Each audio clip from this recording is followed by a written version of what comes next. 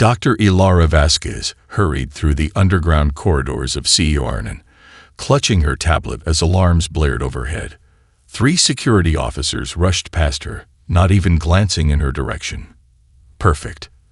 The chaos following the dimensional breach was working in her favor. She ducked into her private lab and locked the door behind her, hands trembling as she initiated the emergency data purge. The quantum resonance data from the experiment couldn't fall into the architect's hands, not after what she glimpsed in their crystalline minds during that brief connection. "Ilara, don't do this," came a voice from the doorway. Dr. Martin Chen, her mentor and the project director, stood with 2 unfamiliar men in identical gray suits. Their eyes reflected light at odd angles. Not human. "The architects only want to help us correct our developmental anomalies." "They showed me the truth, Martin," she replied, backing toward her emergency exit. "I saw what happens to species that ascend under their guidance. We're not being corrected. We're being harvested." Martin's expression remained placid, unnaturally so. "You're experiencing post-contact paranoia. It's a known side effect of interdimensional exposure. These representatives can help you." The men in gray suits stepped forward with synchronized movements. Ilara noticed small crystalline implants at their temples, similar to the structures now materializing in major cities worldwide. "How long have they been controlling you, Martin?" she asked, her hand finding the hidden panel behind her. Martin tilted his head, an eerily mechanical gesture. "The architects have shown me humanity's true path. Our chaotic development has been an error. They will correct our evolutionary mistakes." The emergency exit hissed open behind her. "Our mistakes are our greatest strength," Ilara said, backing through the doorway. "Our unpredictability terrifies them. Ask yourself why." She slammed the emergency protocols, sealing the lab and triggering the electromagnetic pulse that would fry every piece of equipment. And with it, all her research data. The last thing she saw was Martin's face contorting with an inhuman rage that confirmed her worst fears. Outside in the rain-slicked streets of Geneva, Ilara merged into crowds of confused citizens, gathering beneath the enormous crystalline structure that now dominated the skyline. Its translucent surface pulsed with patterns that seemed to capture everyone's attention. People stood motionless, staring upward, their expressions gradually relaxing into vacant contentment. Ilara forced herself to look away, fighting the hypnotic pull. The resonance patterns were calibrated to human neural pathways, subtly reshaping thought patterns to make people receptive to the architect's influence. Her specialized knowledge of quantum consciousness had allowed her to recognize it, but how many others would? She bumped into a military officer who seemed similarly resistant to the structure's influence. Their eyes met in mutual recognition of awareness. "Commander Washington," he introduced himself quietly. "I believe we need to talk, Dr. Vasquez." "How do you know who I am?" she asked, tensing to run.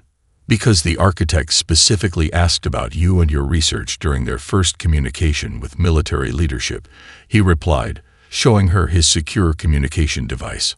On it was a classified document with her name at the top of a very short list, labeled Potential Evolutionary Divergence.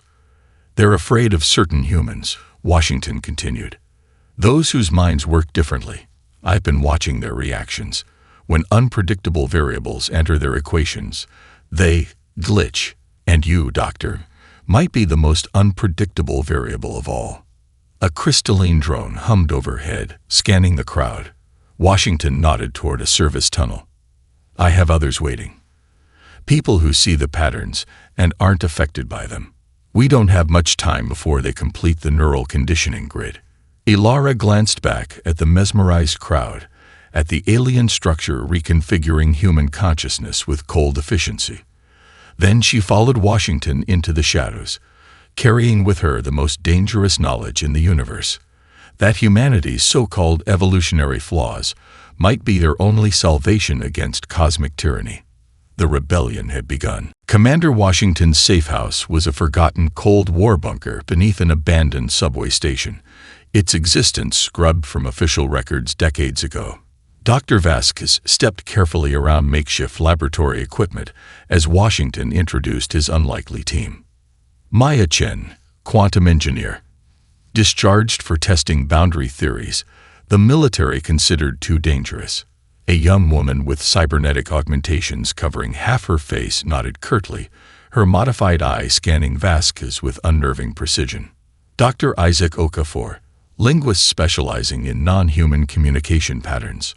A tall man surrounded by screens displaying sound wave patterns fairly acknowledged the introduction, his fingers dancing across interfaces as he manipulated audio frequencies. And Quinn Wei, mathematician. Washington gestured toward a person sitting cross-legged on the floor, eyes closed, murmuring equations while their hands manipulated holographic geometric structures that shouldn't have been possible with the rudimentary technology available. They perceive reality in 11 dimensions, Washington explained. Military wanted to weaponize their spatial cognition. I got them out before the architects arrived. Vasquez approached Quinn cautiously. The geometric shapes hovering between their hands resembled the crystalline structures the architects were building, but with subtle variations. "What are they doing?" she asked. "Modeling cosmic law variations," Washington replied. Quinn discovered something incredible, the supposedly immutable rules the architects enforce. They bend when observed by human consciousness in certain states. Maya interrupted. The rules aren't universal constants. They're more like agreements, enforced by the architects, but not fundamental to reality itself. Vasquez felt a chill. That's why they want to correct us. We're not following their rules because we can see alternatives. Precisely, Washington said, leading her to a crude laboratory setup. We need your expertise on quantum consciousness. If the architect's rules can bend under observation, we need to understand exactly how human perception affects them. In the days that followed, Vasquez worked relentlessly with the team, combining her research with their specialized knowledge. Maya's illegal quantum interfaces allowed them to detect subtle fluctuations in reality around concentrated human thought. Isaac discovered patterns in background radiation that suggested communication between the crystalline structures. Communications that changed when humans observed them with specific intent. Most disturbing were Quinn's models, showing how the architect's mathematical certainty fractured when confronted with truly unpredictable human choices, what they called probability violations. Meanwhile, Washington secured them critical intelligence through his remaining military contacts.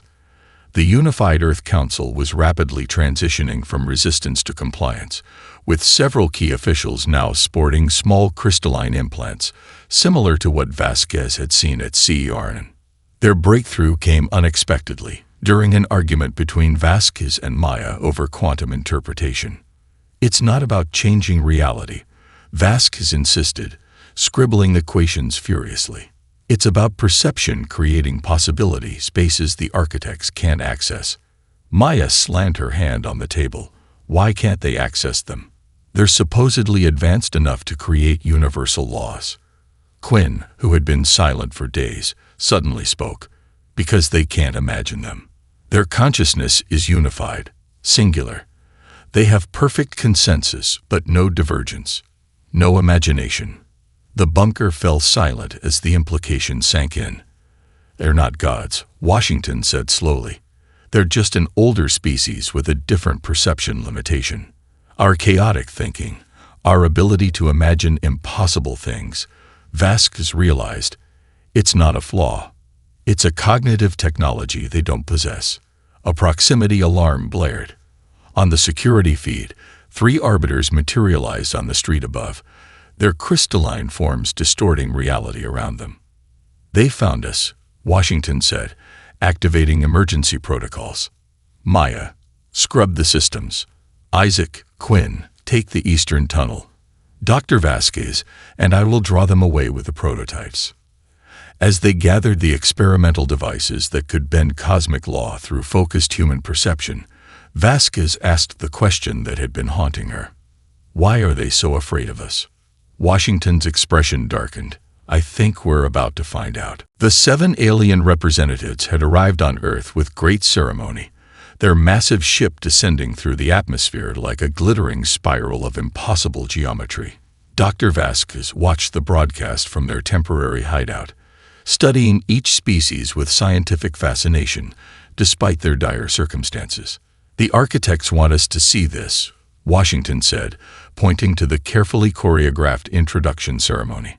"They're showing us compliant species who've benefited from their guidance."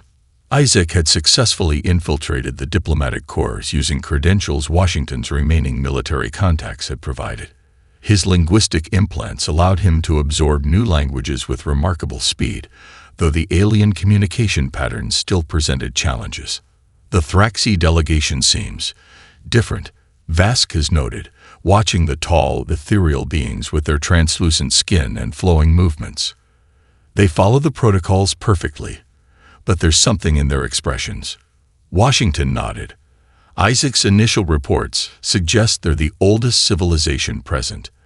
Their representative, Zelfar, keeps asking subtle questions about what happens after the realignment is complete.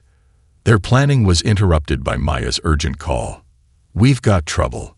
The crystalline towers have accelerated their atmospheric integration. They're changing the air composition, increasing mirror-receptive particulates that make humans more suggestible." Outside, the crystalline structures now dominated every major city, growing taller each day.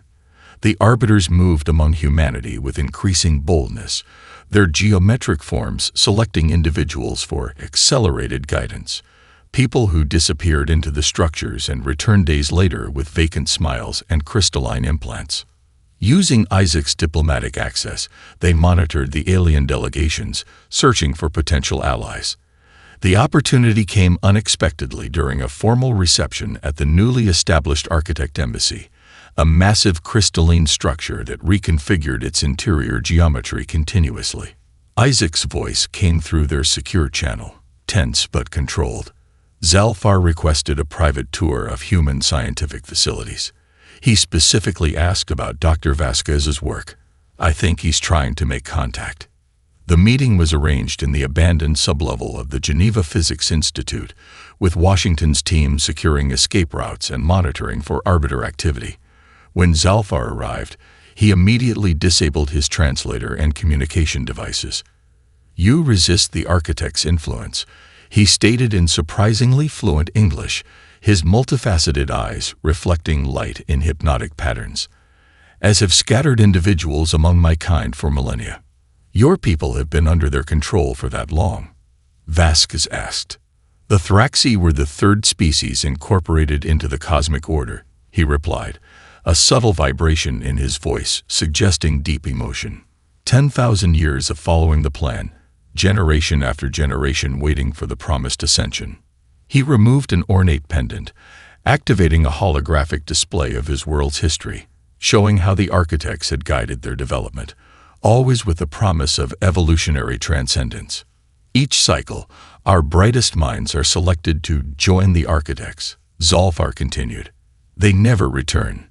No Thraxi has ever completed the ascension process as promised." Vasquez shared the neural comparison scans she'd been developing, showing human brain patterns against samples from compliant species they'd managed to obtain. "The modifications they make," she explained, "they're not improving cognitive function. They're standardizing it, creating compatible neural patterns." Zalfar studied the scans, his body trembling slightly. "It is as our hidden philosophers have suspected. The architects are not guides, they are harvesters. They feed on the potential of developing minds." Their revelation was cut short as reality distorted nearby, the telltale sign of an arbiter materializing. Zalfar quickly pressed a small crystalline device into Vasquez's hand. "Communication frequencies the architects cannot monitor," he whispered. "Find me when you can. There are others among the delegations who suspect the truth." Washington appeared from a hidden passage, grabbing Vasquez as the wall behind them began to dissolve under the arbiter's influence. "Time to go," he said grimly, activating a disruption device that temporarily distorted local reality, buying them precious seconds to escape into the abandoned subway tunnels beneath the city. As they fled through the darkness, Vasquez clutched the alien device. They had found their first ally in cosmic rebellion. The Himalayan air was impossibly thin at this altitude, but Washington pushed forward. Following coordinates from the ancient map they'd discovered in Zalfar's historical archives. Vasquez trudged behind him, her breath forming crystalline patterns in the frigid air, a disturbing reminder of how the architect's influence was affecting Earth's atmosphere globally. "We've been climbing for days," Maya complained through chattering teeth. "What makes you think this place even exists?" "Because the architects have stationed arbiters in a perimeter around this mountain range, despite no strategic value," Washington replied, checking the quantum compass Quinn had constructed. "They're avoiding something here." As they crested the ridge, an endless wall of white greeted them, a blizzard that seemed to exist permanently in one location. The compass needle spun wildly. "Reality disruption," Vasquez murmured, studying her handheld scanner. "This storm isn't natural. It's a boundary." Washington removed a small device from his pack, one of the quantum resonators they'd created based on Vasquez's research. If Quinn's calculations are correct, human perception focused through this should create a temporary path. The team linked hands as Washington activated the device. The swirling snow before them seemed to part like a curtain, revealing a hidden valley where impossible architecture stretched skyward. Structures that seemed to exist partially in another dimension, their geometries shifting subtly when viewed from different angles. And people, hundreds of people, dressed in a mixture of ancient and modern clothing, watched their arrival with cautious eyes. An elderly woman approached, her weathered face marked with intricate tattoos that pulsed with soft light. "You've come seeking refuge from the Star Shapers," she said, using an ancient name for the architects. "We've been expecting you." Inside their central temple, the woman, who introduced herself as Pima, explained their history. "Our ancestors encountered the Star Shapers thousands of years ago, during their first assessment of Earth. Unlike others, our people could see their true nature because of our spiritual practices, meditation techniques that allowed perception beyond physical reality." She showed them ancient cave paintings depicting crystalline beings extracting glowing essences from human minds. "They attempted to correct our ancestors, but our shamans discovered that by existing partially outside normal consciousness, we could remain hidden from their perception." "You've been here all this time?" Vasquez asked, amazed. "How have they not found you?" "We exist between realities," Pima explained, leading them to a meditation chamber where dozens of people sat in deep trance. "Our consciousness shifts between dimensions, making us unpredictable to their models. This valley exists simultaneously in multiple states, a quantum superposition maintained by our collective consciousness." Washington studied their techniques with growing excitement. "You've been defying cosmic law through focused human perception." "Exactly what our research suggested was possible." Pima nodded.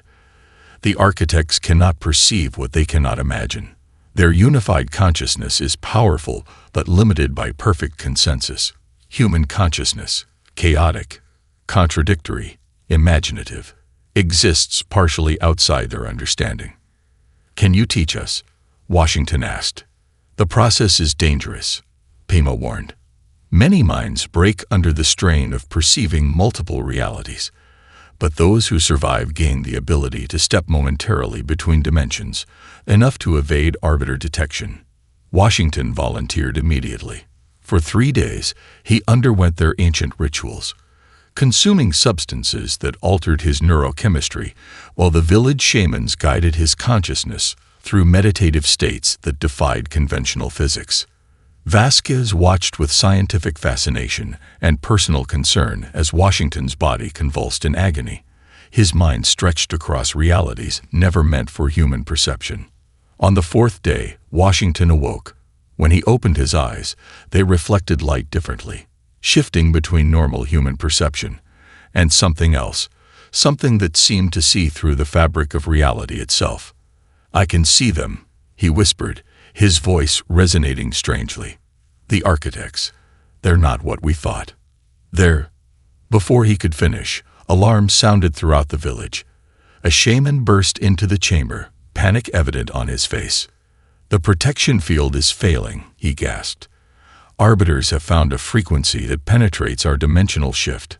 They're coming." Direct strike confirmed on Mumbai crystalline node. Maya reported through their secure channel. Resistance cells in Shanghai and Cairo report successful detonations.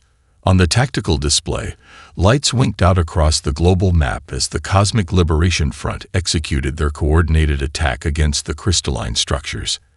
After weeks of planning, combining the dimensional shift technology from the Himalayan enclave with weaponry designed by their alien allies, the Resistance had launched simultaneous strikes worldwide.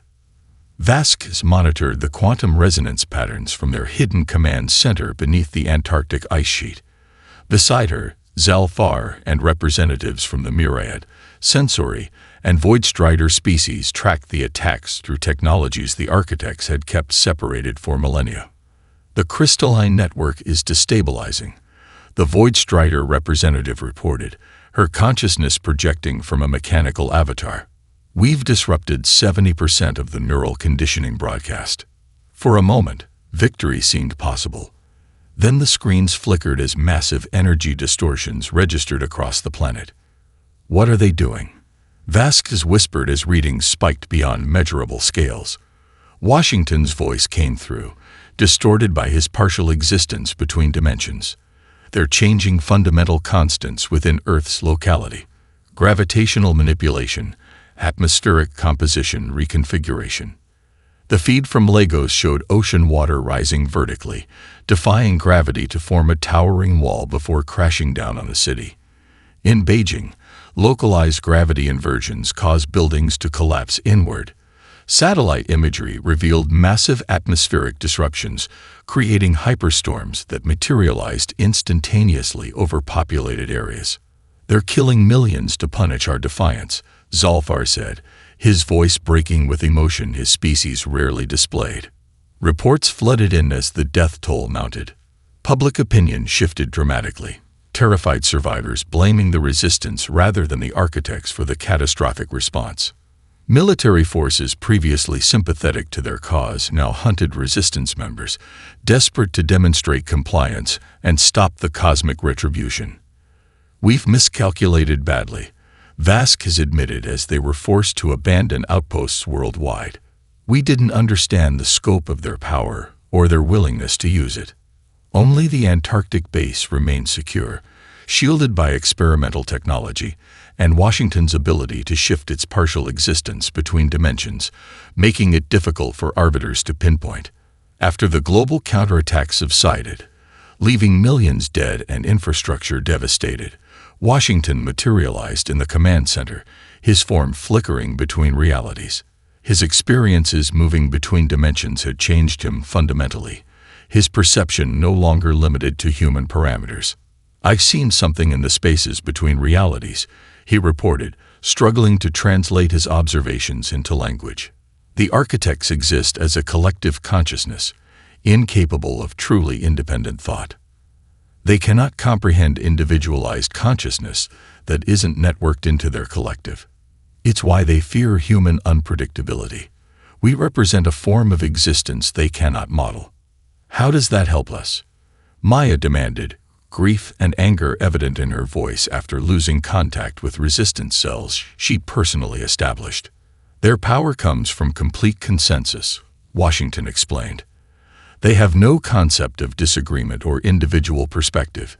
If we could introduce true individuality into their collective consciousness, we'd need access to their home dimension," Vasquez pointed out, "something we're no closer to achieving." The conversation halted as a Myriad navigator was brought in, its fungal body damaged beyond recovery from an arbiter attack. Before dissolving into spores, it connected briefly with Vasquez's mind, sharing a collective memory spanning thousands of years, vision after vision of worlds harvested by the architects, their population's mental energy extracted while their bodies continued existing in empty compliance. As the Myriad died, Vasquez experienced its species' emotional depth, feeling the grief of countless civilizations reduced to mere resources. When she regained her composure, she found a new determination. "We need to combine my dimensional breach technology with Void Strider computational methods," she announced. "Theoretically, we could create a stable portal to wherever the architects exist." "The power requirements would be massive," Maya objected. "We'd need multiple fusion reactors just to initiate the process. Then we build them," Vasquez replied, already calculating requirements. "The architects showed us their full power today. It's time we showed them ours." On their primary screen, footage played of the Unified Earth Council publicly executing captured resistance members, world leaders with crystalline implants gleaming at their temples as they pledged absolute loyalty to the cosmic order. Behind them towered a partially reconstructed crystalline node, its surface rippling with patterns that visibly affected the gathered crowds, rendering them docile and compliant. They had 5 days before the neural restructuring would be complete. 5 days to build an impossible doorway into the realm of gods. Beneath the Antarctic ice, the dimensional portal took shape, a fusion of technologies never meant to work together. Salvaged architect crystals formed the frame, reprogrammed by Quinn's 11-dimensional mathematics. Myriad spores grew along the structure, providing organic quantum computation. Void Strider code translated reality parameters between dimensions. At the center, Vasquez's original particle accelerator components formed the core. "Power reserves at 85%, Maya reported, her cybernetic implants interfacing directly with the systems. Structural integrity holding at acceptable parameters. Outside their hidden facility, the world continued falling under architect control. The crystalline network had been rebuilt with enhanced resilience, now covering 70% of Earth's populated regions. Humans walked beneath the structures in drugged compliance, their neural patterns slowly reconfiguring to architect specifications. Washington materialized from his dimensional reconnaissance, his form solidifying as he stepped fully into their reality. Arbiter patrols have increased worldwide. They're searching for us systematically. We've got 60 hours at most before they locate this facility." Vasquez barely heard him, her attention fixed on the dimensional calculations. Her prolonged exposure to the tiers between realities had begun affecting her physically. Crystalline patterns formed beneath her skin, following her veins in luminescent networks. Sometimes her vision shifted involuntarily between dimensional planes, giving her glimpses of realities humans weren't meant to perceive. "You're changing," Washington said privately, concern evident in his flickering eyes. "Side effect of the work," she replied dismissively. "The particle interactions are altering my DNA." "It's more than that," he pressed. "You're becoming something between human and architect." Before she could respond, alarms blared throughout the facility. Maya rushed to the monitoring station. Massive energy readings worldwide. They've begun the final phase of neural restructuring. The crystalline network is broadcasting at full capacity. Surveillance feeds showed humans everywhere stopping in place, their eyes going blank as the crystalline structures pulsed with intensifying patterns. Within hours, the process would permanently alter human neurology, eliminating independent thought and creativity forever. "We're out of time," Vasquez announced, initiating the portal activation sequence despite the incomplete power reserves. "Everyone to your stations." The massive generators beneath the facility roared to life, channeling power into the dimensional tear. Reality itself seemed to protest, air molecules vibrating at impossible frequencies as space-time twisted around the portal frame.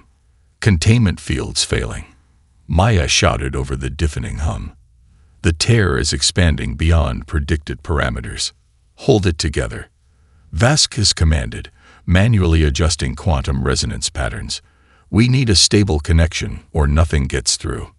Washington shifted partially between dimensions, his altered perception allowing him to see the forming connections. "Something's wrong. The coordinates are shifting. We're not connecting to the architect's home dimension." The portal frame groaned under impossible stresses as reality tore open before them. Instead of the expected window into another dimension, the tear collapsed inward, then exploded outward in a pulse of energy that knocked everyone off their feet. As the emergency systems engaged, cooling the overheated equipment with nitrogen fog, a shape materialized in the center of the room. Not the doorway they'd hoped for, but a being. A damaged architect pulled through into their reality. Its crystalline form pulsed with internal light, sections missing or fractured from the violent transition. Unlike the perfect geometric precision of arbiters, this being's form seemed asymmetrical, almost organic in its imperfections. Containment protocols, Washington ordered, but Vasquez raised her hand to stop him. "Wait," she said, approaching the being cautiously. "It's different from the others." The architect's form shifted, attempting to communicate through modulated light patterns that hurt human eyes to observe. Vasquez, her altered physiology allowing partial comprehension, stepped closer. "It's trying to establish direct neural connection," she realized. "That's too dangerous," Washington objected. "It could overwhelm your consciousness completely. If we can't go to them, and this one came to us," Vasquez reasoned, "then it's our only chance to understand what we're fighting." Before anyone could stop her, she reached out and touched the crystalline surface. Her body convulsed as information flooded her mind at impossible speeds, knowledge never meant for human comprehension transferring directly into her consciousness. When she finally broke the connection, collapsing to her knees, her eyes had changed completely, crystalline structures now visible beneath the iris, pulsing with the same light as the being before them. "It calls itself the Dissenter," she gasped, her voice resonating strangely. "It was exiled for questioning the harvesting process, and it knows exactly how to defeat the architects. A deception rather than direct confrontation," Washington repeated, studying the holographic model the Dissenter had helped them construct. "We make them believe we've surrendered while reprogramming their system from within." The plan was audacious, perhaps suicidal, but offered their only chance against the overwhelming cosmic power arrayed against them. The architects' control had reached 90% of Earth's population, with only isolated regions and their own shielded facility remaining free of influence. "The crystalline network operates like a neural lattice," Vasquez explained, her transformed eyes perceiving aspects of the technology invisible to others. "It's designed to reshape human consciousness, but any neural pathway works both ways. With the right modifications, we can use their own network to introduce an incompatible pattern into their collective." Maya examined the modified programming sequences derived from the Dissenter's knowledge. Each sequence needs to be uploaded directly into a control node. The human mind interfacing with the system will burn out in the process. A heavy silence fell across the room as the implication became clear. Each node would require a volunteer to sacrifice themselves permanently. "I'll lead the public surrender," Washington decided, his voice firm. "My dimensional shifting will allow me to evade immediate detection once inside. I can access the primary node in Geneva. You'll need others for the secondary nodes," the Dissenter communicated through Vasquez's altered perception. "The upload must be simultaneous, or the architects will detect and counter the intrusion." While they formulated their stratagem, Dr. Vasquez worked with their alien allies on a secondary plan.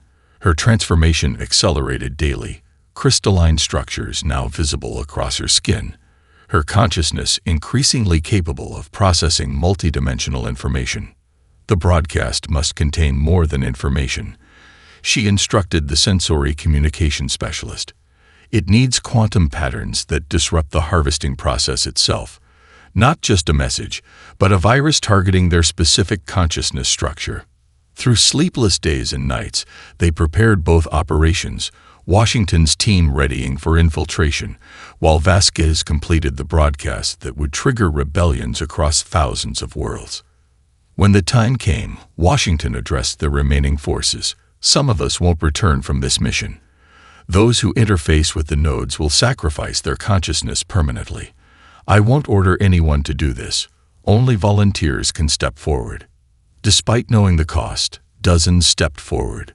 Humans and aliens united against cosmic tyranny. The surrender was broadcast globally. Commander Washington and key resistance members laying down their weapons before the Geneva crystalline headquarters. As expected, the architects accepted the surrender, eager to study these particularly resistant humans and discover what made them immune to initial conditioning. Inside the crystalline structure, Washington marveled at its complexity. Reality itself seemed malleable within its confines, space folding impossibly as they were escorted deeper. Using his dimensional perception, he noted guard patterns and access points, mentally marking the primary control node at the center. Their architecture reveals their psychology. He subvocalized to his team through neural implants. Everything converges. No redundancy, no individual systems. They cannot conceive of parts operating independently from the whole. When the moment came, Washington shifted partially between dimensions, becoming momentarily invisible to arbiter perception. His team scattered according to plan, each member heading toward predetermined nodes throughout the structure. At the primary node, Washington found himself before a crystalline interface designed for architect consciousness.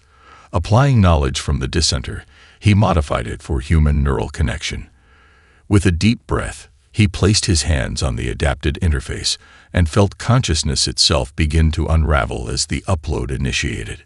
Each team member across the facility did the same, their minds burning away as they transmitted the corrupted code. Washington experienced his own thoughts fragmenting, memories dissolving as his neural patterns transferred into the crystalline network. His last coherent thought was of Vasquez, a realization of feelings never expressed as his consciousness disintegrated into the system.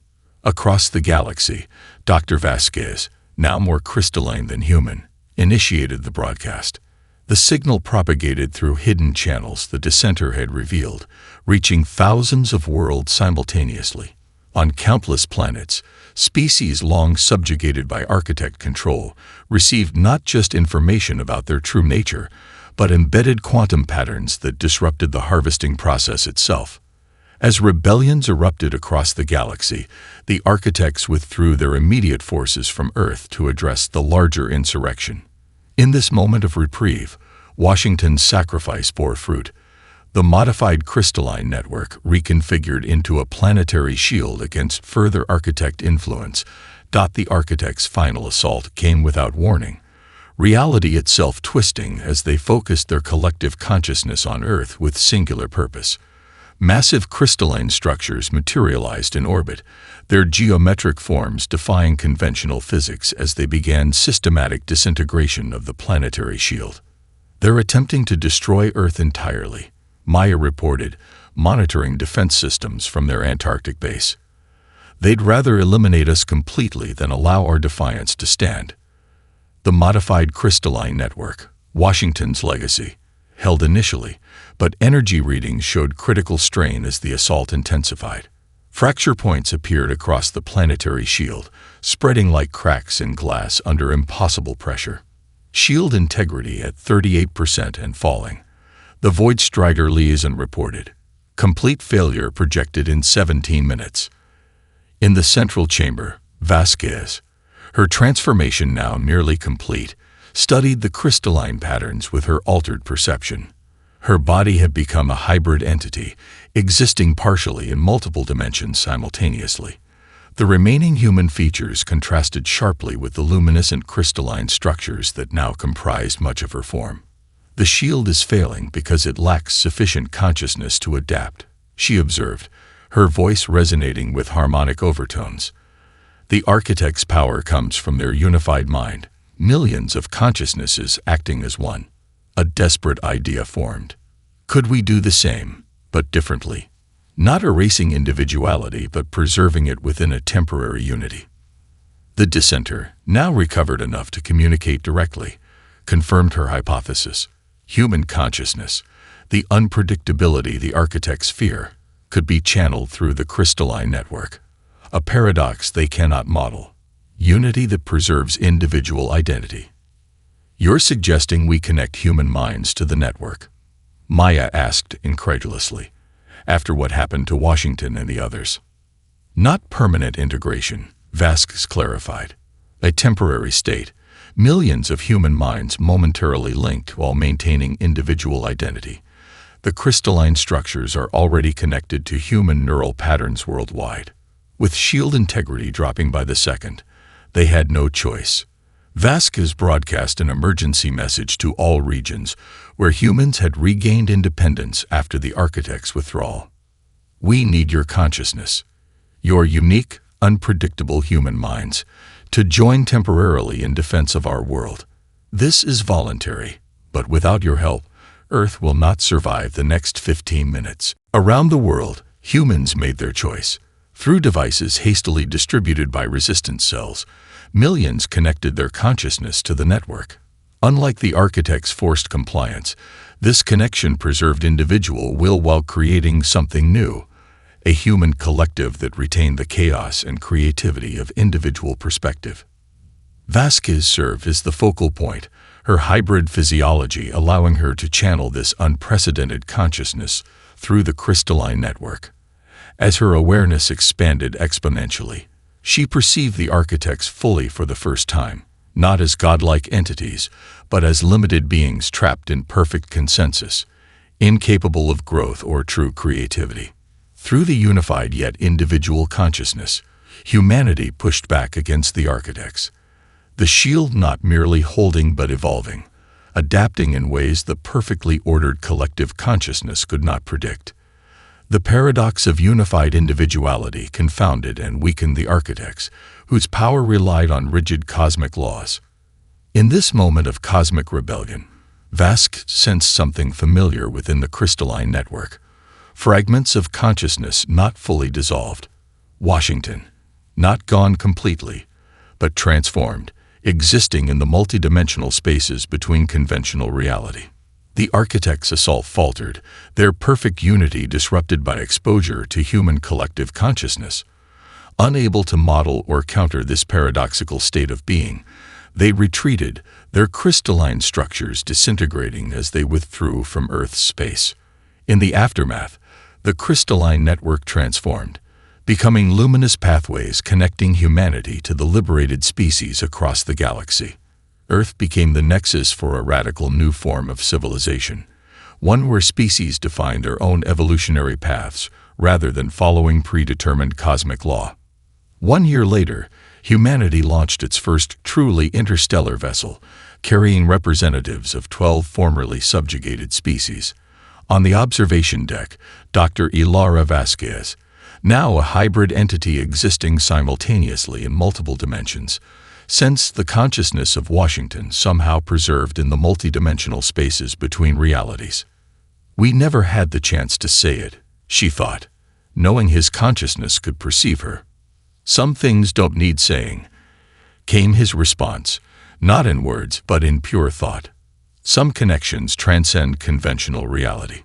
Together yet separate, they witnessed the birth of a universe where rebellion against order had created something far more beautiful than the Architects could ever have designed. A cosmos defined not by rigid law, but by infinite possibility.